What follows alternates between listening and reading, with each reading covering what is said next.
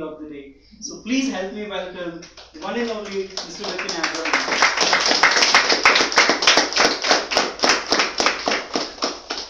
It's really coincidental that the last time actually I also didn't realize that this is the 25th session, and when I was taking the names of the people who can actually do the next session, that told my name, that told Vipin, why don't you do this? Okay. That's how I actually ended up doing the TMOD session today. But it's nice to do the TMOD on the Silver Jubilee occasion. So, good evening all. Good evening.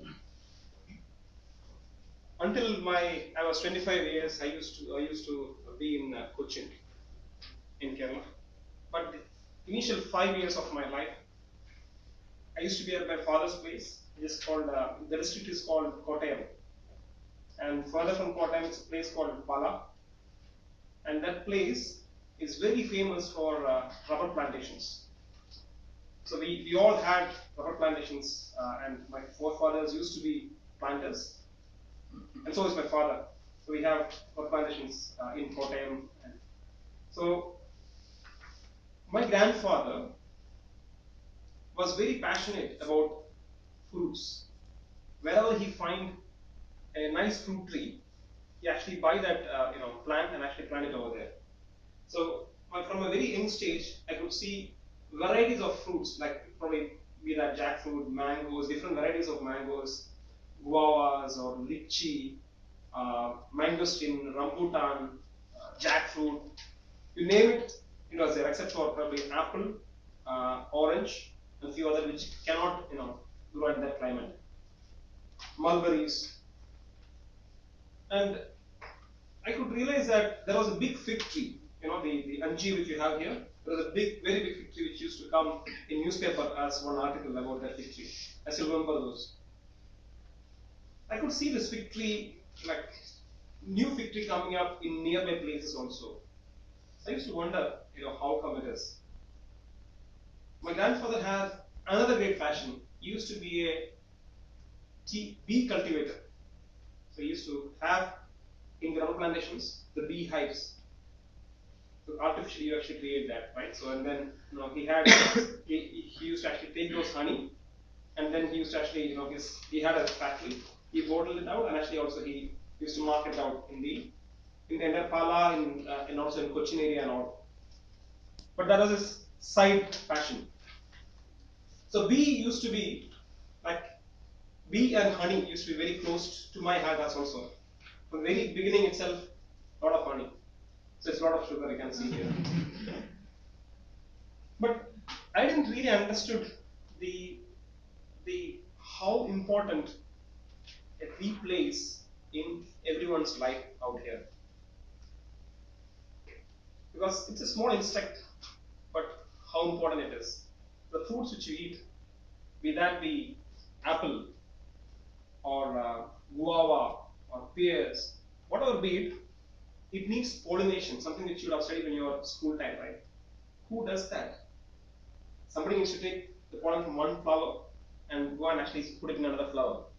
Imagine the manual amount of work which you need to do to make that happen. Without doing that, that fruit doesn't grow, right? So that work of the bee, if you value in money terms, it's almost $50 billion a year. That is the value of the work which is bees do. Imagine a situation wherein bees are not there. It can be honeybee and also other bees. Probably you'll have to eat wheat, ignore the fruits. So whenever you eat a fruit, you realize somebody has done some amount of work in that, right? So here I just put some quick thoughts around honeybee. If you take your agenda and change it on me. So the first actually is the bee collecting this nectar from the flower. And you know how the honey happens? The nectar, which it collects from the flower, it eats and it goes into the stomach, right? Process it, and actually spits in the wax. So if you're a person who is actually very cleanliness, then don't eat honey. But it's very healthy. If you want to know what are the health benefits, it's written over there. So this is actually a bee with the pollen. So when it goes to the flower, it actually collects the pollen and actually go to another flower and actually deposits over there. Like it is not intentionally, it is unintentionally it is doing. So bees have a very strong organizational structure. So what you see in companies, right?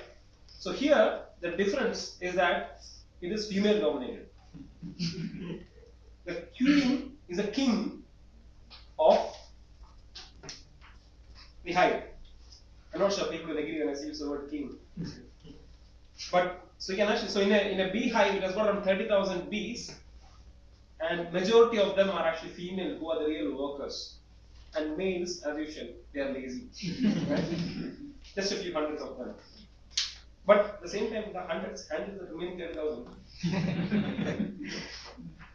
So the remaining actually is some photographs about how you manually cultivate bees, like bee and honey. How do you cultivate that? Let us quickly move on to the next subject. But before that, I want to just tell you one item. This, I'm not sure that we can actually call a teaspoon. This much of honey, what I ate, is something which the bee struggles in an entire lifetime to make. 1/10 of a teaspoon, right? One bee in the entire lifetime collects that much. And probably this much of honey is taken by 10,000 honeybees to get to this level of honey. Something which you take for granted, buy for 100 rupees, but you see the hard work which is going on here. And a bee, to collect a bit nectar, it may travel 1,000 flowers in a day. 1,000 flowers. So these are the small insects, but really impactful. How does the bee communicate? It dances really well, right? It actually shows it can't use the words, it can't speak, right? So it dances. So when it dances, it has got different steps. When it actually turns like this, with a few seconds, it means okay, honey is available another say 100 meters down the line. Then actually turns a bit, then it says from there you should actually turn right or left. Right? So this is the way in which it communicates to other bees so that other bees know where it needs to fly to get the nectar and come back.